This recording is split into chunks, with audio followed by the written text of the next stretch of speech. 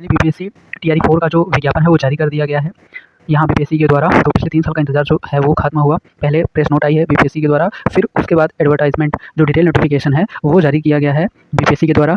पहले जो detail notification था वो नहीं आया था, हालांकि जो यूट्यूब पे कुछ टीचर हैं वो पहले से ही इस पर वीडियो बनाया और उनको नोटिफिकेशन कहीं से लगता है लीक हो गया था, तो कहीं से मिल गया था, तो वो फेक था या रियल था ये कंफर्म नहीं था, तो इस पर हमने वीडियो बनाया नहीं। अभी जो बीपीएससी की साइट पे इसको डाल दिया गया है, तो फिर हम इस पर वीडियो बना रहे हैं ताकि जो फेक नोटिफिकेशन है वो ना लगे कि हाँ ये फेक है। यहाँ पे आप देख सकते हैं एडवर्टाइजमेंट यहाँ पे 18/8/2026 को डाला गया है और जो नंबर है 14/2026 for the post of school teacher under education department government of Bihar TRE 4.0, इसको आप देख सकते हैं। फिर यहाँ पे हम देखेंगे, यहाँ पे बताया गया है जो इम्पोर्टेंट नोटिस है, एडवर्टाइजमेंट है, फिर यहाँ पे self declaration for STT 2026 appearing candidates के लिए बताया गया है, डिस्ट्रिक्ट वाइज रोस्टर वैकेंसीज यहाँ पे जो 1 to 5 है, 6 to 8 है, 9 to 10 है, क्लास 11 to 12 है, उसके लिए यहाँ पे आप देख सकते हैं ये डिटेल नोटिफिकेशन की इन्फॉर्मेशन के बारे में। तो उसके बाद हम जो एडवर्टाइजमेंट है उसको डाउनलोड करते हैं, फिर देखते हैं, बात करते हैं कि जो आवेदन है वो कब से शुरू होगा। नेगेटिव मार्किंग भी इस बार होने वाली है और पीटी और मेंस दोनों में नेगेटिव मार्किंग होगी। और जो एग्ज़ाम डेट है वो कब होगा, एज रिलैक्सेशन के बारे में बात करेंगे, कौन कौन फॉर्म भर सकता है इसके बारे में बात करेंगे, सीटेट एसटेट और NIOS डीलेट छात्र भाग ले पाएंगे कि नहीं ले पाएंगे इसके बारे में बात करेंगे। और जो भी यहाँ पे फीस डिटेल हैं उसके बारे में बात करेंगे कि जो एग्ज़ाम फीस है वो कितनी लगने वाली है, और जो इम्पोर्टेंट जानकारी होंगी, जो सिलेबस है वो क्या रहने वाला है, खासकर पीटी और मेंस का क्या सिलेबस रहने वाला है, एग्ज़ाम पैटर्न क्या होने वाला है, सारी चीज़ों के बारे में एक एक करके बात करेंगे। पहले जो एडवर्टाइजमेंट है उसको डाउनलोड करते हैं, फिर देखते हैं एक एक करके। यहाँ पे डाउनलोड हो रहा है, ये डाउनलोड होके आ गया, ओपन करते हैं। तो हम सारी चीज़ों के बारे में एक एक करके बात करेंगे। यहाँ पे जो डिटेल नोटिफिकेशन है वो ओपन हो रहा है, ये ओपन हो गया। यहाँ पे आप देख सकते हैं चतुर्थ चरण के विद्यालय अध्यापक भर्ती परीक्षा टीआरई 4.0 के तहत शिक्षा विभाग बिहार के अंतर्गत विद्यालय अध्यापक के लिए कुल 32,388 रिक्त पदों की नियुक्ति हेतु सुयोग्य भारतीय उम्मीदवारों से ऑनलाइन आवेदन आमंत्रित किए जाते हैं। यानी कि भारतीय उम्मीदवारों के यहाँ, यानी कि सभी स्टेट के जो स्टूडेंट हैं यहाँ पे फॉर्म भर सकते हैं। फिर यहाँ पे बताया गया ऑनलाइन आवेदन करने हेतु यहाँ पे आप देख सकते हैं, इसको हम यहाँ पे हम इसको पेज पे ले लेते हैं। फिर यहाँ पे आप अगर देखेंगे तो यहाँ पे बताया गया ऑनलाइन आवेदन भरते हुए दिशा निर्देश आयोग की वेबसाइट पे, और ये वेबसाइट दी गई है यहाँ पे। तो यहाँ पे बताया गया है कि सुयोग्य भारतीय उम्मीदवार यानी कि सभी स्टेट के जो स्टूडेंट हैं यहाँ पे फॉर्म भर सकते हैं। और फिर यहाँ पे जो 1 to 5 यहाँ पे देख सकते हैं कोटवार, यहाँ पे जो पद हैं वो दिए गए हैं। 1 to 5 के लिए कुल 3,847 पद हैं। सामान्य वर्ग में यहाँ पे जो हैं वो 1224 पोस्ट हैं, यहाँ पे आप देख सकते हैं। इसी तरीके से आप देख सकते हैं जो पदों की संख्या है, उर्दू में 108 सीटें हैं। और यहाँ पे अगर आप देखेंगे तो 50% महिलाओं को जो है 36 आरक्षण दिया गया है सभी कोटे में। और यहाँ पे जो विकलांग हैं क्या कहते हैं, करीब 66 पद बैकलॉग की हैं, यहाँ पे बताया गया है। कुल 237 पद हैं। और यहाँ पे EWS के लिए 239 पद हैं। अत्यंत पिछड़ा वर्ग के लिए 323 पद हैं। अनुसूचित जाति के लिए 580 पद हैं। अनुसूचित जनजाति के लिए 38 पद हैं। पिछड़े वर्ग की महिलाओं के लिए 110 पद हैं। तो कुल मिला के ये 3065 पद हैं। और फिर यहाँ पे दृष्टिबाधित, मूक बधिर, अस्थि दिव्यांग, मनोविकार, बहुदिव्यांग, यहाँ पे ये सारी पोस्ट दी गई है। आप जिस भी कैटेगरी से हों यहाँ पे देख सकते हैं। फिर उर्दू की 108 पोस्ट यहाँ पे दी गई है। बांग्ला की सिर्फ 3 पद हैं दिए गए हैं कुल। यहाँ पे जनरल की 1335 पोस्ट बताई गई है। तो इस तरीके से आपने ये देख लिया है। यहाँ पे 6 to 8 का आप देख सकते हैं, कुल 8,563 पद हैं। 50% जो महिलाओं को आरक्षण सहित यहाँ पे है। फिर यहाँ पे देखेंगे गणित और विज्ञान में जो जनरल युवा की सीट है वो 752 है। और जो EWS की है वो 14 है। अत्यंत पिछड़ा वर्ग की 262 और पिछड़ा वर्ग के लिए 150, अनुसूचित जाति के लिए 337, अनुसूचित जनजाति के लिए 36 और पिछड़े वर्ग की महिला के लिए 95 पोस्ट यहाँ पे है। जैसा कि आप ये देख पा रहे होंगे कि इसमें जो पोस्ट दी गई है वो 1224 पोस्ट हैं। इसमें जो महिलाओं की सीट है यहाँ पे 610 दी गई है। और जैसे 108 उर्दू की है, यहाँ पे 53 इसमें महिलाओं की है। यहाँ पे जो नीचे दी गई सीट है 610, ये जो नीचे वाली सीट आप देखेंगे तो ये महिलाओं के लिए है, ये पोस्ट जो नीचे दी गई है यहाँ पे महिलाओं के लिए है। ये उर्दू की महिला हैं जो आरक्षण दिया जाएगा 53 पोस्ट। और यहाँ पे ये 1224 में ही ये जो सीटें हैं महिलाओं के लिए आरक्षित हैं, 50% चूँकि आरक्षण है। तो यहाँ पे आप देखते चलेंगे कि जो नीचे वाली सीट है यहाँ पे जैसे 300 गणित एवं विज्ञान में 367 सीटें हैं, ये महिलाओं के लिए हैं। और ये 752 जो हैं ये कुल सीटें हैं, ठीक है। तो आप यहाँ पे देखते चलेंगे इसके बारे में। तो यहाँ पे फिर आप इसी तरीके से आप जिस भी वर्ग के हैं, यहाँ पे आपका जो भी सब्जेक्ट है गणित एवं विज्ञान, सामाजिक विज्ञान, हिंदी, तो यहाँ पे आप देखते चलेंगे कि ये जनरल की बात कर रहे हैं। आप जो जिस भी वर्ग से आते हो, EWS, ST, SC, OBC, तो यहाँ पे आगे आप देखते जाएंगे। फिर अंग्रेजी की 513 सीटें जनरल में हैं, 248 इसमें महिला हैं। संस्कृत की 200 सीटें हैं, 93 इसमें महिला हैं। जनरल की बात कर रहा हूँ मैं यहाँ पे। फिर यहाँ पे उर्दू में आप देखेंगे तो 243 सीटें हैं, 116 महिला हैं। कुल मिला के 2512 सीटें यहाँ पे बताई गई हैं। तो ये वर्गवार आप देख लेंगे। फिर यहाँ पे 9 to 10th में आप देख सकते हैं हिंदी की 138 सीटें हैं, 49 जो हैं इसमें महिला हैं। अंग्रेजी की 223 सीटें हैं, 76 महिलाओं की सीट है। विज्ञान में 206 सीट हैं, 72 महिला हैं। गणित में 235 सीटें हैं, 83 महिलाओं की हैं। सामाजिक विज्ञान में 308 सीटें हैं, 105 महिलाओं की सीटें हैं। मैं सिर्फ जनरल की बात कर रहा हूँ, बाकी आप अपने जिस भी कैटेगरी में हो आप देखते जाएंगे। यहाँ पे संस्कृत में 61 सीटें हैं, 23 महिलाओं की हैं। उर्दू में 124 सीटें हैं, 36 महिलाओं की हैं। शारीरिक विज्ञान में 21 सीटें हैं, 4 महिलाओं के लिए हैं। संगीत की जो सीटें हैं यहाँ पे संगीत में कोई सीट नहीं है, 0 0।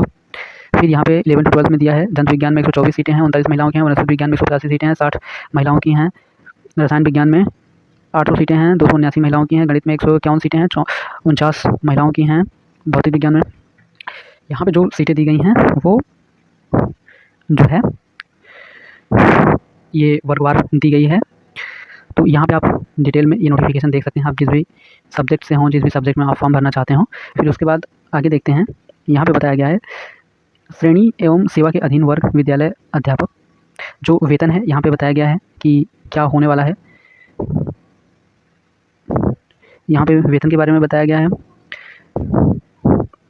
फिर यहाँ पे हम देखते जाएंगे जो इम्पोर्टेंट जानकारी है उसके बारे में। फिर यहाँ पे विद्यालय अध्यापक पद नियुक्ति हेतु अनिवार्य अर्हता, मतलब जो एलिजिबिलिटी क्राइटेरिया है उसके बारे में बताया गया है। जो एलिजिबिलिटी क्राइटेरिया पहले थी वही अब भी है।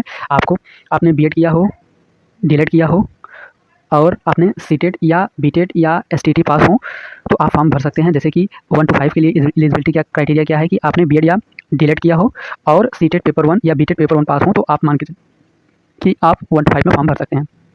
6 to 8 के लिए आपका क्या कहते हैं बीएड होना चाहिए और उसके बाद सीटेट पेपर सेकंड या बीटेट पेपर सेकंड पास होना चाहिए, तभी आप जो है एलिजिबल हैं। फिर 9 to 10th के लिए आपका जो एसटीटी पेपर 1 पास होना चाहिए और उसके साथ में बीएड होना चाहिए। फिर यहाँ पे जो पीजीटी है 11 to 12 के लिए यहाँ पे एसटीटी पेपर 2 आपको पास होना पड़ेगा। तो यहाँ पे जो पहले दिया गया था क्राइटेरिया एलिजिबिलिटी की वही क्राइटेरिया अभी है। तो यहाँ पे एलिजिबिलिटी क्राइटेरिया बदली नहीं गई है। यहाँ पे सिर्फ बताया गया है कि जो एसटीटी 2026 के अपीयरिंग के स्टूडेंट हैं वो भाग ले सकते हैं, जो पास होंगे बच्चे। जो पास नहीं होते हैं वो भाग नहीं ले पाएंगे टीआरई 4 के एग्ज़ाम में। तो यहाँ पे आप देख लीजिएगा, ये यहाँ पे इसके बारे में ये नोट में बताया गया है, आप देख सकते हैं यहाँ पे, ठीक है। बिहार अध्यापक की मूल कोड 1 to 5 पर नियुक्ति शैक्षणिक एवं प्रशैक्षणिक योग्यता, यहाँ पे 50% न्यूनतम अंकों से आपको प्रारंभिक शिक्षा शास्त्र या दो वर्ष का जो डिप्लोमा है उसमें पास होना जरूरी है। मतलब डीएलएड या बीटीसी आपने किया है तो 1 to 5 के लिए 50% मार्क्स आपके होने चाहिए।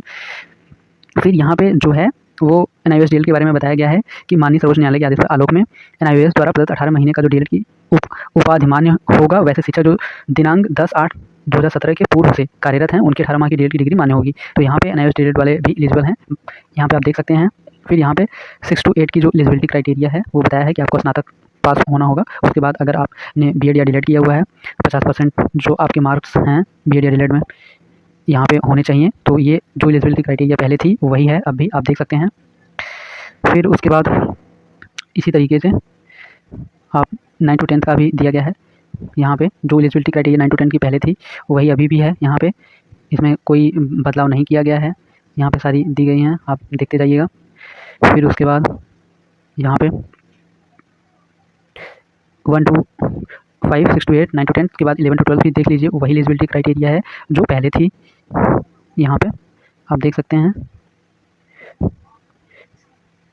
आगे हम बढ़ेंगे, जो इम्पोर्टेंट जानकारी है उसी पे बात करेंगे, अदरवाइज़ जो वीडियो है वो बहुत ज़्यादा लंबी हो जाएगी अगर हम बहुत ज़्यादा डिटेल में बात करेंगे। यहाँ पे जो एज रिलैक्सेशन है उसकी बात की जा रही है कि जो जैसे कि जनरल है, जनरल के लिए यहाँ पे आप देख सकते हैं अधिकतम आरक्षित यानी कि यूआर के लिए जनरल के लिए जो है वो 37 वर्ष दी गई है। मतलब जो एज क्राइटेरिया पहले थी वही अब भी है। 1 अगस्त तक 1/8/2024 तक आप 37 साल के होने चाहिए। अगर इससे ज़्यादा हुए तो दिक्कत है। अगर 37 साल के हैं तो ये पुरुषों के लिए है। महिलाओं के लिए जो एज क्राइटेरिया है वो क्या कहते हैं, अनारक्षित वर्ग महिलाओं के लिए 40 साल है, और जो अत्यंत पिछड़ा वर्ग उनके लिए महिला पुरुष के लिए 40 साल ही है। ट्रांसजेंडर 42 साल, अनुसूचित जात जनजाति के लिए 42 साल। यहाँ पे आप देख सकते हैं, यहाँ पे आप डिटेल में इसे देख लीजिएगा। ठीक है, आगे देखते हैं। तो एज रिलैक्सेशन हो गया आपका। फिर जो अब यहाँ पे जो एग्ज़ाम होगा तो वो 2 चरणों में होगा। यहाँ पे बताया गया है कि जो प्रारंभिक परीक्षा होगी यहाँ पे उसके बारे में बताया गया है कि प्रारंभिक प्रतियोगिता परीक्षा सामान्य अध्ययन विषय की होगी, यानी सिर्फ इसमें सामान्य अध्ययन के प्रश्न जो हैं वो पूछे जाएंगे, जिसके सभी प्रश्न वस्तुनिष्ठ यानी बहुविकल्पी होंगे, प्रकृति के बहुविकल्पी होंगे। परीक्षा की अवधि 2 घंटे की होगी। कुल अंक 150 होंगे। प्रत्येक प्रश्न 1 अंक का होगा। प्रश्नवार बहुविकल्पी उत्तरों में से प्रश्नवार किसी एक उत्तर का चयन अपेक्षित होगा। तो यहाँ पे बताया जा रहा है कि 2 घंटे का पेपर होगा, 150 प्रश्न होंगे, 150 अंक के होंगे। प्रारंभिक परीक्षा में गलत उत्तर के नकारात्मक अंक नेगेटिव मार्किंग किया जाएगा, यानी कि यहाँ पे अगर आपने गलत आंसर किया है तो 1/3 माइनस मार्किंग भी होगी, जो कि पहले माइनस मार्किंग नहीं होती थी। इस बार आपको माइनस मार्किंग देखने को मिलेगी। प्रत्येक प्रश्न के लिए 5 विकल्प ABCDE प्रदान किए जाएंगे। अभ्यर्थी एक ही सही उत्तर में से एक विकल्प का चयन कर उत्तर पत्रक में अंकित करना है। यदि अभ्यर्थी प्रश्न का उत्तर नहीं देना चाहता है तो ई का चयन करना अनिवार्य होगा। अगर आप आंसर नहीं देना चाहते हैं, आपको आंसर नहीं आ रहा है, तो आप ई को जरूर टिक करेंगे।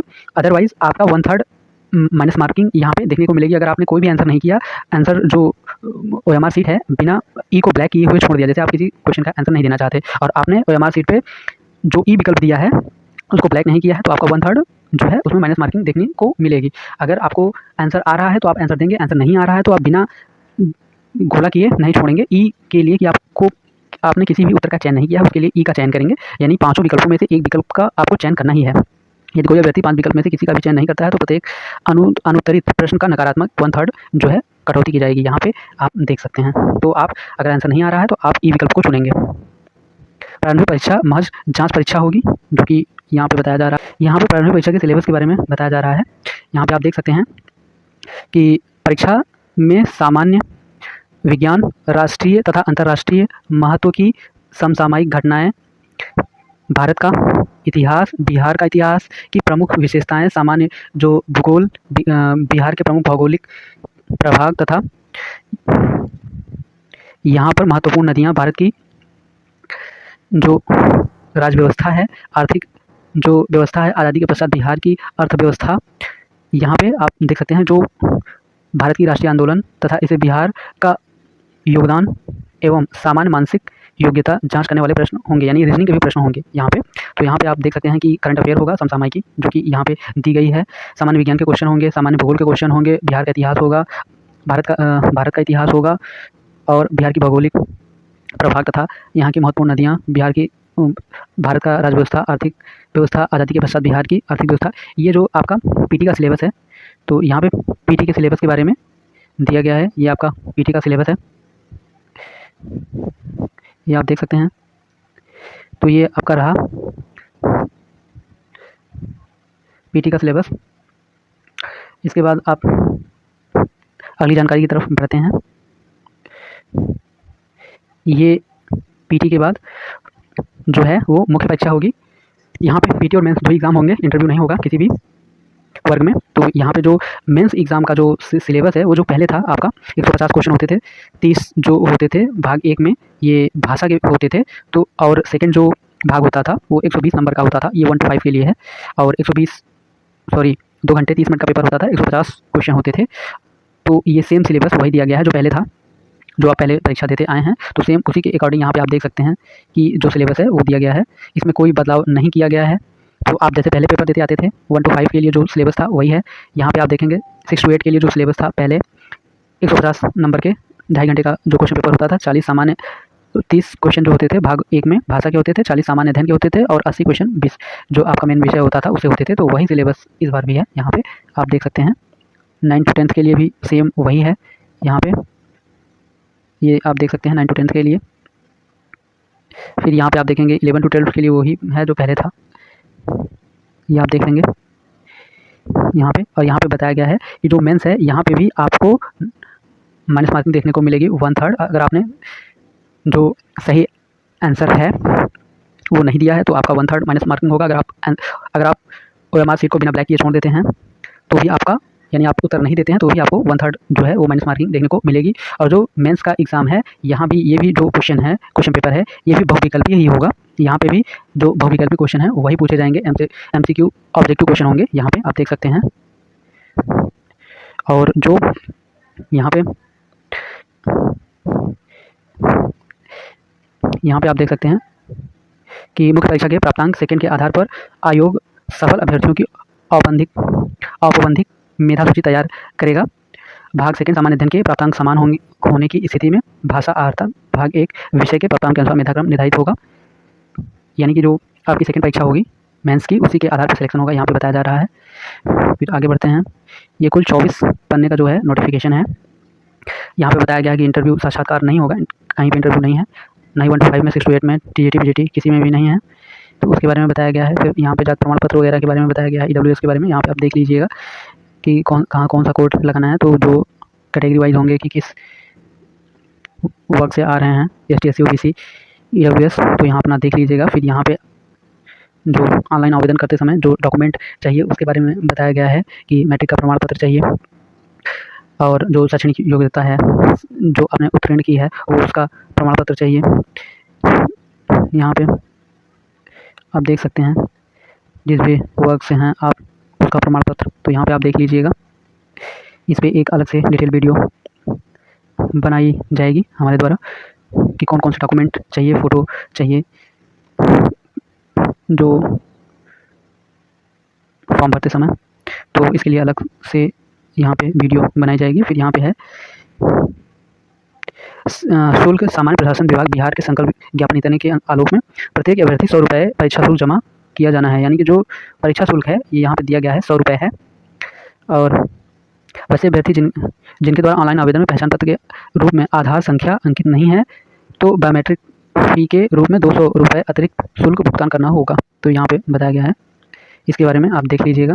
जो आवेदन, सबसे इम्पोर्टेंट चीज़, जो आवेदन पत्र भरने से संबंधित तिथि है उसके बारे में बताया गया। भुगतान प्रारंभ करने की तिथि, यानी कि आप 1 तारीख से जो फॉर्म है वो भर पाएंगे और फीस भी जमा कर पाएंगे, यहाँ पे आप देख सकते हैं। फिर उसके बाद बताया है भुगतान की अंतिम तिथि। जो भुगतान करने की अंतिम तिथि है वो 29 सितंबर होगी, यानी 29/9/2026, यानी 1 सितंबर से फॉर्म फिल होने शुरू हो जाएंगे। ऑनलाइन आवेदन प्रारंभ करने की तिथि 1/9/2026, यानी 1 सितंबर 2026 से ऑनलाइन आवेदन भरने की अंतिम तिथि 30/9/2026, यहाँ पे आप देख सकते हैं। ये आवेदन से रिलेटेड तिथि है। फिर यहाँ पे बताया गया है कि आपको OTR करना पड़ेगा। OTR कैसे करना है इसके बारे में डिटेल में बताया गया है। तो ये फीस से रिलेटेड हो गया। तो अभी तक आपको लगभग सारी जानकारी, age relaxation, fees, syllabus, eligibility criteria, लगभग सारी जानकारी आपको मिल गई है।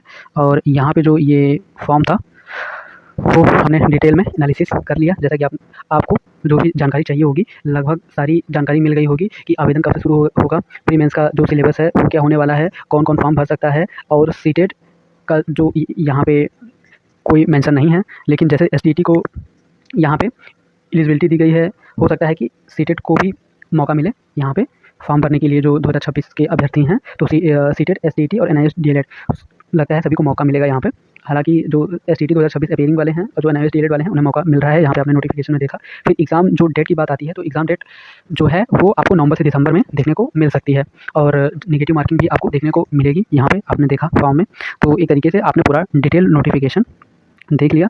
तो इस तरीके की जानकारी के लिए वीडियो को लाइक, चैनल को सब्सक्राइब जरूर करें। पूरा वीडियो अंत तक देखने के लिए आपका धन्यवाद।